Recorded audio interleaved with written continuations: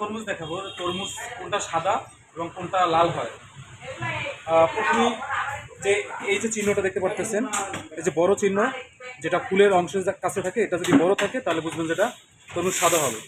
এবং এটা হলো তরমুজ সাদা হওয়ার মানে বোঝার বড় নমুনা। আর লাল হওয়ার নমুনা হলো এই যে ফুলের যে অংশটা, এটা থাকবে মুকুলটা একবারে ছোট থাকবে এবং যে একটা মানে কালারটাও বোঝা যায়। যা উদাহরণস্বরূপ দেখি, এই যে তরমুজটা, এই তরমুজটা কিন্তু যে ফুলের এই অংশটা এটা কিন্তু ছোট একবারে, তরমুজও কিন্তু লাল। আমরা এই যে আগেই কেটে রাখছিলাম, দেখেন যে লাল। হ্যাঁ, আর এটা গেল। এবং এই তরমুজটা কিন্তু এই যে ফুলের অংশটা কিন্তু বড়, এবং এটা কিন্তু অনেক বড় তরমুজ, তারপরেও কিন্তু সাদা ভিতরে। এই যে এটা কাটা আছে আগেই, এই যে দেখাচ্ছে, এই যে দেখা হয় যে এটা কিন্তু বেশি লাল না, সাদা। এটাই হলো তরমুজ চেনার উপায়। লাল হওয়ার আরেকটা উপায় হলো যে ফাটা ফাটা যে মানে পোক্তটা দাগগুলো দেখা যায়, এই যে দাগগুলো মানে এটা চৈচুর হয়, সেটা থেকে বোঝা যায় লাল হবে।